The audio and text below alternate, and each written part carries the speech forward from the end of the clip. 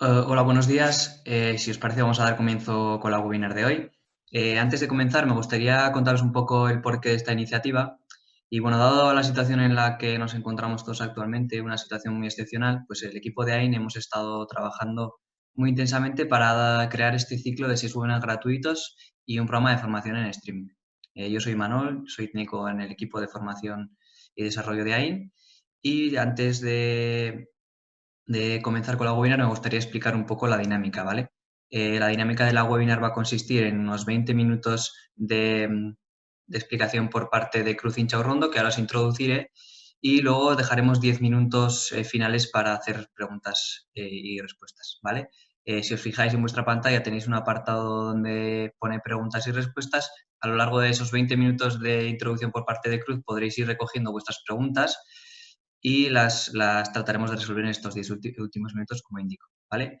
El webinar que hoy nos ocupa es el tercero de este ciclo de 6 webinars y hoy vamos a hablar de por qué fracasan los proyectos y el porqué de la gestión de proyectos, ¿vale?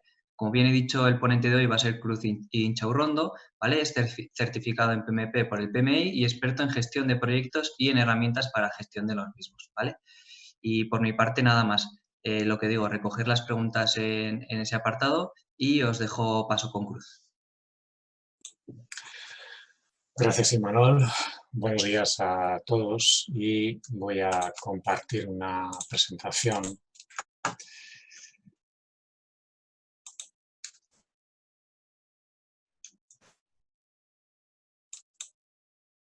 Bien, la sesión la hemos titulado ¿Por qué fracasan los proyectos? Y el porqué de la gestión de proyectos. Entonces, el por qué fracasan los proyectos es bueno saber. Otras organizaciones, otros project managers, etcétera, en qué han fracasado, para en base a eso tomar las medidas correspondientes y que nuestros proyectos logren los objetivos que nos hemos propuesto. En ese sentido existe un informe muy famoso de Standish Group, que en principio se realizaba con carácter bianual, que mide lo que es el fracaso de los proyectos en base a la triple restricción que sería el alcance, el cronograma y el costo, ¿vale? Entonces existen datos desde el 94 y consideramos éxito, es decir, la primera fila cuando cumple con las tres restricciones, es decir, cumplimos con el costo, con el tiempo y con el alcance. Deficientes consideramos cuando no cumple con una de esas restricciones, es decir, hay una desviación en el costo, por ejemplo. Y fracaso sería cuando no cumple con dos o más de esas restricciones. Entonces, fijaros que los deficientes, aquellos en los que no se cumple una de las restricciones, se mantiene más o menos sobre el 50%, con una ligera variación en el 96%. Y sin embargo, del 94 al 2015, las cifras de éxito y fracaso se han invertido. Fijaros que en el 94 el 16% era fracaso y el 31% era éxito, perdón, y 31% era fracaso. Y en el 2015, fijaros que pues, se ha invertido prácticamente con otras cantidades, pero tenemos cifras diferentes. Bien, y entonces, aquí hay una diapositiva importante que, por lo que sea, tengo oculta, os la muestro un momento. Bien, claro, el éxito de los fracasos o el fracaso de los proyectos, así globalmente, tampoco nos dice nada con respecto al tamaño de los proyectos, y el tamaño de los proyectos es importante.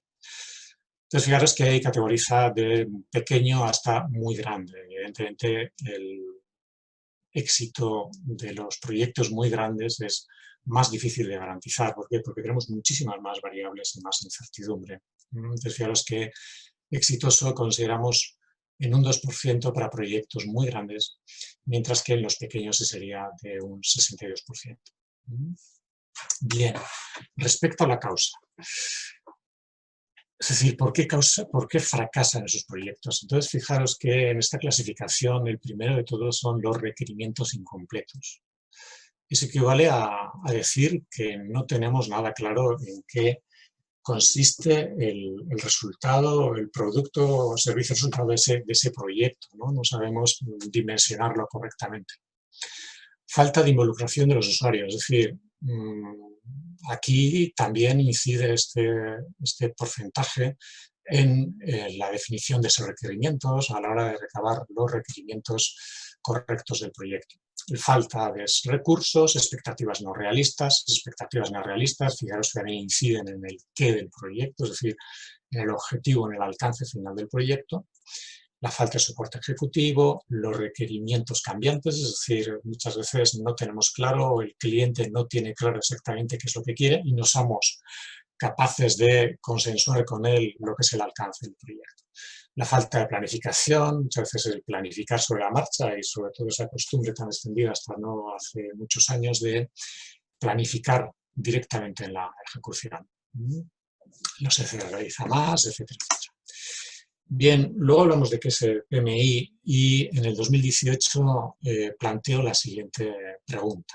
Dice, de los proyectos que se iniciaron en su organización en los 12 últimos meses y se consideraron como fracaso, ¿cuáles fueron las principales causas de esos fracasos? Entonces, fijaros, un cambio en las prioridades de la organización, un 39%.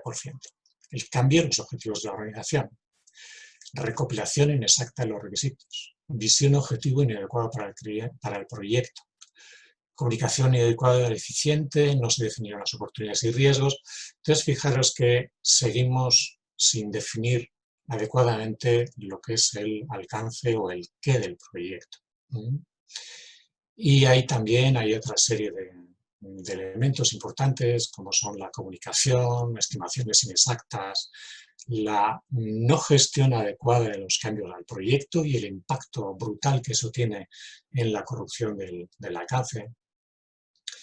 Y luego, bueno, la planificación exacta, el no tener en cuenta lo que son los riesgos, en definitiva, el no planificar, gestionar y dirigir adecuadamente lo que son los proyectos. Y para ello os pongo dos ejemplos.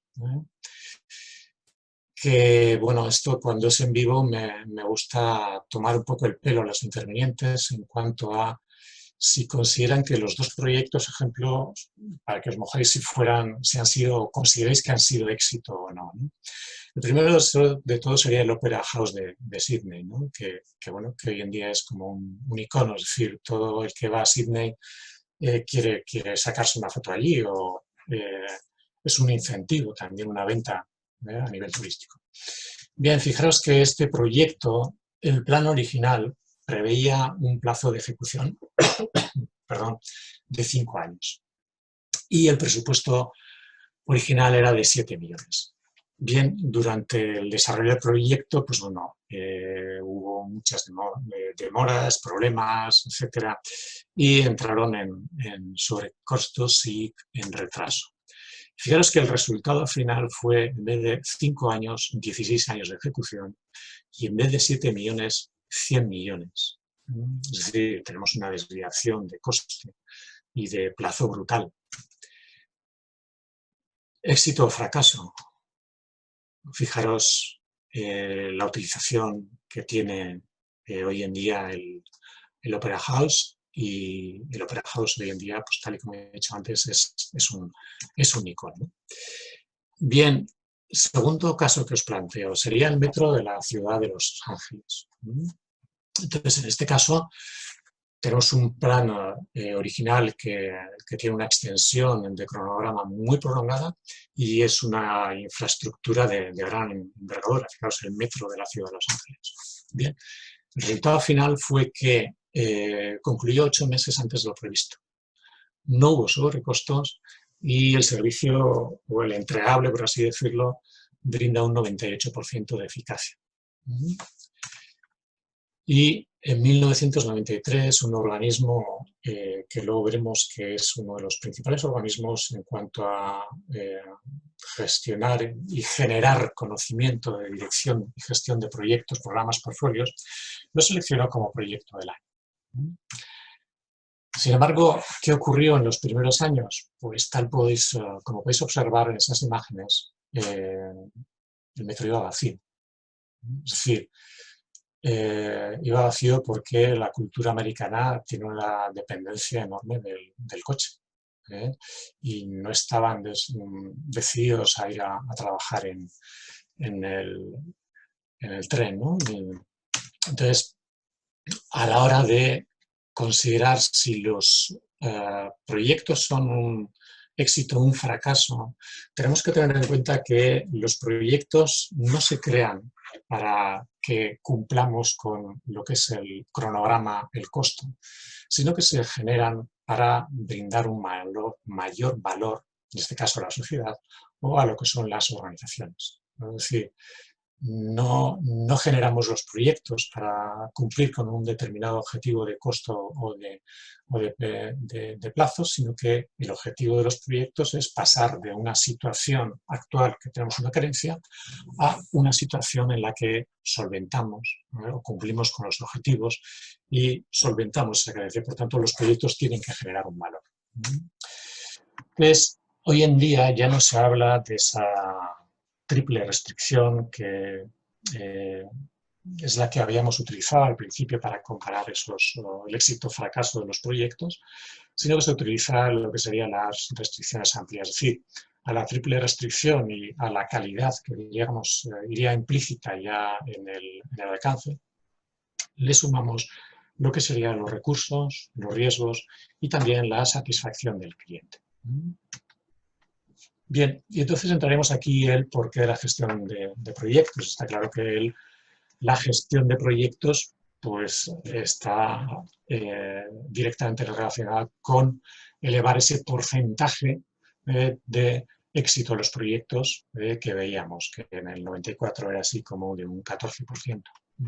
Bien, por tanto vamos a generar un proyecto y a priori, pues a grosso modo, somos capaces de definir un inicio y un final para ese proyecto, por lo cual, pues bueno, nos fijamos una serie de objetivos y para cumplir con esos objetivos, pues más o menos ponemos en marcha un plan, ¿no? Es decir, un plan de gestión o de dirección de proyecto con el objetivo de cumplir con esos objetivos, valga la redundancia.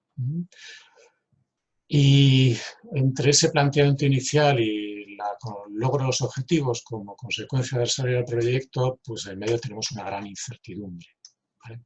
Entonces, ¿cómo acotamos, cómo reducimos esa incertidumbre?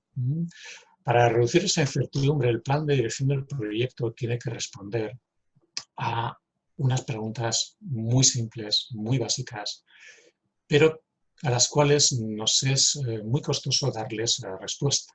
Es decir, la primera de ellas sería el qué, es decir, ¿cuál es el alcance del proyecto realmente? ¿Podemos dimensionar el alcance del proyecto adecuadamente?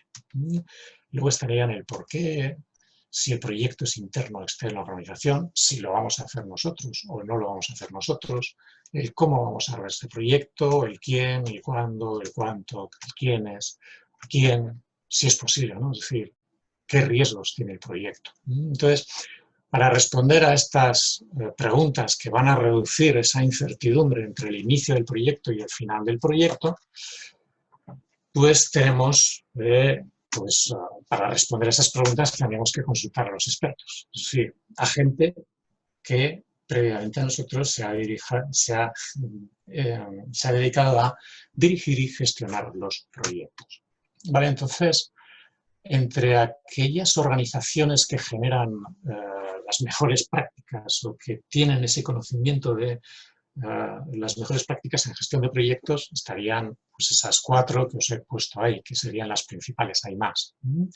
Estarían el Project Management Institute, que sería el PMI, estaría ITMA, la APM, la ISO, y luego, evidentemente, no podemos tampoco desperdiciar las prácticas que tenemos en gestión de proyectos con expertos y las prácticas que ya tiene la propia organización. Es decir, porque la propia organización ya gestiona proyectos, otra cosa es que el éxito del proyecto sea conforme a la previsión o no, o tengamos desviaciones, ¿vale? Entonces, nosotros, para el enfoque de este curso, o en este caso de este webinar, nos quedamos con lo que sería el Project Management Institute.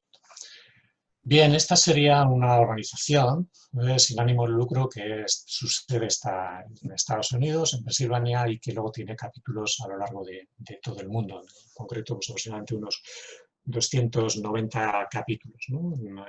En España tiene sedes en Madrid, en Barcelona y en Valencia. Entonces, Este organismo ¿a qué se dedica, entre otras cosas? Pues tal y como os pongo ahí, a formular estándares profesionales, a generar conocimiento a través de la investigación, a promover la práctica, lo que es la gestión de proyectos como una profesión, y luego, pues bueno, pues, si os convertís os hacéis socios, pues veréis que de vez en cuando os invitan a una charla en Sydney, en San Francisco, en París, en Londres, etc. También es una forma de viajar. Bien, después de este chiste malo, deciros que dentro de esos estándares tiene un estándar que para nosotros, para los Project Managers, es el que viene como anillo al dedo, que es la guía PMBOK. La guía PMBOK, ¿qué es lo que hace? La guía PMBOK lo que hace es recoger el conocimiento en gestión y dirección de proyectos de los Project Managers para los Project Managers. Es decir, esto no es como las ISO, que son una colección de normas dirigidas a la organización, sino que este es un estándar, ¿no?, que tiene un cuerpo de conocimiento específico para los Project Managers, es decir, para los directores de proyectos. Entonces, esta guía, ¿de qué se encarga? Pues se encarga de proporcionar una descripción general, es decir, al ser un estándar no es una metodología. Una metodología surge cuando tú coges un estándar y lo aplicas a tu proyecto en concreto, es decir, a las necesidades de tu organización, por así decirlo. Lo generalmente reconocido quiere decir que la mayoría de los procesos de dirección de proyectos que tiene no son aplicables la mayor parte del tiempo a los proyectos. Y luego existe una idea errónea de que esas buenas prácticas dice la gente que son simplemente aplicables a un sector o simplemente a proyectos grandes. No. La reflexión es que es aplicable a cualquier proyecto, lo que pasa es que tú como director de proyectos o el equipo de dirección de proyectos deciden cuáles de los procesos aplica específicamente al proyecto que tú tienes entre manos. Y luego, pues, comentar que PMBOK es un estándar ANSI, un estándar nacional americano. Bien, y luego, pues ahí os queda en la presentación otra serie de certificaciones también que tiene PMI, entre ellas, pues, por ejemplo, también tiene para proyectos ágiles y también tiene para gestión de riesgos. Bien, por tanto, para ayudarnos a gestionar y dirigir los proyectos y, por tanto, lograr los objetivos de proyecto, PMI, mediante este estándar que es PMBOK, tiene 10 áreas de conocimiento. En proyectos grandes, el único área que no puede delegar el Project Manager es la gestión de la integración. Es decir, la gestión de la integración es gestionar todo el conocimiento que se genera en el proyecto o el resto de áreas de conocimiento como si fuera un único. Entonces, esto lo que nos garantiza son las entradas y las salidas entre los diversos procesos y las diversas áreas de conocimiento. Primero de todo sería el alcance. Es decir, ¿en qué consiste el proyecto? Entonces, lo primero de todo es empezar a definir cuáles son los requisitos, los requerimientos, las restricciones del proyecto, definir adecuadamente. Segundo sería la gestión del cronograma, es decir, aquí lo que vamos a gestionar es los plazos, los hitos, quién lo hace, la calendarización, la asignación de actividades, las dependencias y demás, la gestión de costos, es decir, la gestión de la calidad. Aquí definiríamos adecuadamente cuáles son las políticas, procedimientos y, sobre todo, las métricas que habremos acordado junto con la gestión del alcance. Que luego en la validación de esos entregables, o el producto, servicio, resultado del proyecto, daremos por bueno si cumplen con esas métricas o no. La gestión de los recursos. Aquí habla tanto de la gestión de los recursos físicos como de los recursos humanos del proyecto. Y como estándar, evidentemente, la parte de recursos físicos, digamos que lo delega a cada sector porque la utilización es totalmente diferente en cada uno de los sectores. Aquí entra más en la parte de la gestión de los recursos que luego veremos que entra dentro del perfil o del triángulo del talento del Project Manager. La gestión de las comunicaciones, muy importante. Hay muchos proyectos o incluso organizaciones que tienen que cerrar por no gestionar adecuadamente las comunicaciones del proyecto. Y esta es una de las áreas en las que en los últimos años ha hecho mucho hincapié PMI. Luego estaría la gestión de los riesgos, es decir, qué riesgos globales tiene el proyecto y qué riesgos individuales asociadas a las actividades del programa, por ejemplo, tiene ese proyecto. La gestión de las adquisiciones se encargaría de la gestión tanto de las compras del proyecto, por así decirlo, como todas las subcontrataciones, todas las provisiones del proyecto. Y por último, un área muy importante que es la gestión de los interesados. Los interesados son cualquier individuo, grupo o organización que puede percibirse como afectado tanto positiva como negativamente por el proyecto. Por tanto, fijaros que ese paraguas de interesados puede ser muy grande. Cualquiera se puede considerar como interesado. Entonces, a veces aquí no hacemos esa labor proactiva de identificar los interesados y algunos de esos interesados, esos colectivos, nos pueden reventar el proyecto en mitad de la ejecución y paralizarlo, porque no hemos tenido en cuenta sus requisitos. Entonces, aquí la gestión de los interesados junto con la gestión de las comunicaciones y la gestión de los riesgos posiblemente os tienen que apuntar o apoyar mucho en lo que posiblemente ya estáis haciendo bien respecto a la gestión del alcance, el cronograma y los costos. Insisto que la gestión de la integración sería eso que el Project Manager nunca puede delegar para que no pueda ocurrir lo que pues aquí os he puesto a modo de tira cómica, ¿no? Es decir, lo que suele ocurrir muchas veces en los proyectos, es decir, tú entregas el plan de dirección del proyecto o entregas el documento del alcance del proyecto a tu cliente y pues en este caso dice que no ha leído la propuesta pero que tiene algunas ideas. Fijaros que eso era lo que hemos visto en la causa del fracaso de los proyectos, los requerimientos cambiantes, ¿no? Entonces ahí tenemos que atar muy bien los requerimientos. Aquí os dejo una matriz, que sería la matriz de los procesos de dirección de proyectos que tiene este estándar, PMBOK en la versión 6. Y si le echáis un vistazo rápido, fijaros que la mayoría de los procesos están en lo que es la planificación, ¿vale? Hay 24 procesos. En inicio hay 2, en cierre hay 1, en ejecución hay 10 y en monitoreo y control hay 12. Ese vistazo rápido nos hace pensar que es un estándar predictivo u orientado al plan. Es decir, es un estándar que está diseñado para hacer una muy buena planificación y luego en la ejecución seguir lo más fielmente esa planificación. Y tiene luego 2 planes muy rigurosos que deben de ser el plan de gestión de cambios y el plan de gestión de la configuración. Es decir, cuando cualquier interesado del proyecto levanta la mano o el dedo, con un cambio, ¿cómo gestionamos ese cambio al proyecto? Bien, y vale, hemos dicho que este es un estándar dirigido por Project Managers y creado por Project Managers, y el Project Manager, ¿qué? Bueno, hoy en día, pues ya en el perfil del Project Manager ya no se le pide que tenga una competencia técnica. El perfil técnico, digamos que por así decirlo, se le supone. Hoy en día queremos que sea administrador, director, negociador, conciliador, político, comunicador, líder, agente de cambio. ¿Se puede pedir más? Es decir, queremos que el Project Manager tenga muchos aderezos. Y en el perfil del Project Manager, PMI, ya desde hace 3-4 años, habla de lo que es el triángulo del talento. Es decir, aparte de ese perfil técnico que suponemos que tiene que tener una capacitación técnica, pero en gestión y dirección de proyectos. Cada vez más el Project Manager interviene en lo que es la gestión estratégica del negocio, es decir, interviene con los analistas de negocio en la venta también del proyecto, desde el principio.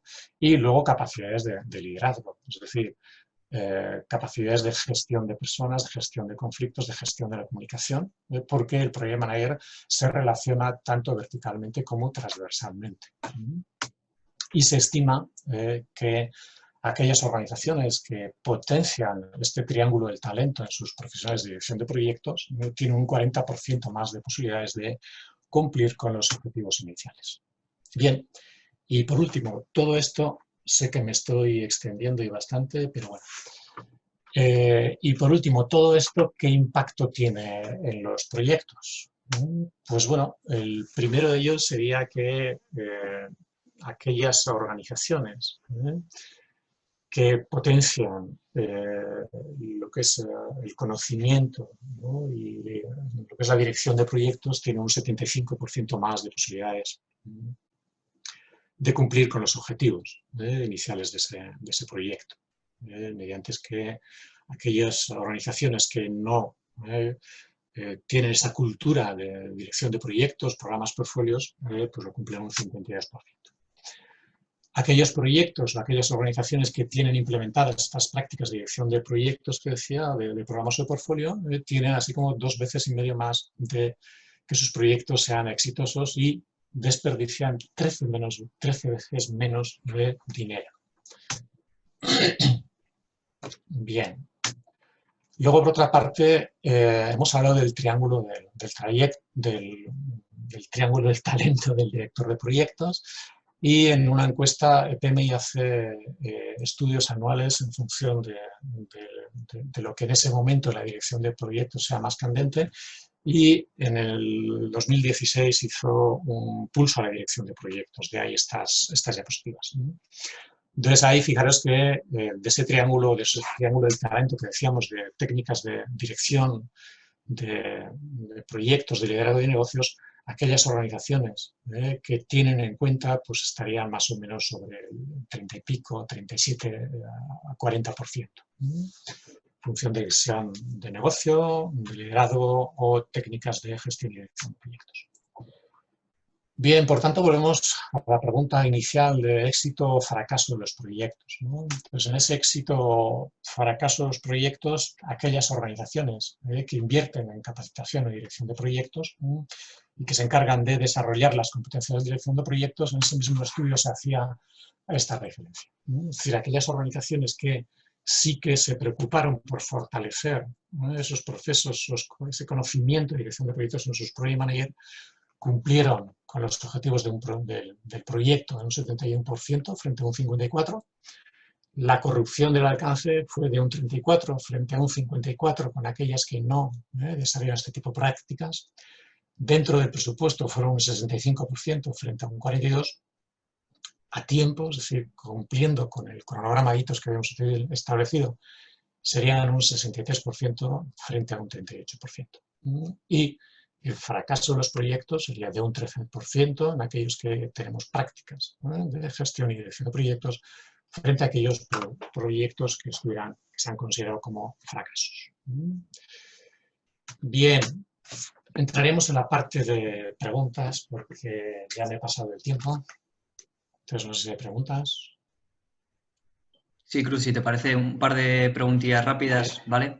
La primera de ellas hace referencia a PMP, Scrum, Kanban y TIL. ¿Cuál es la que más me interesa? Claro, ¿cuál es la que más me interesa? Va a ser en función del tipo de proyecto. Es decir, ¿es un proyecto en el que somos capaces de definir a priori los requisitos?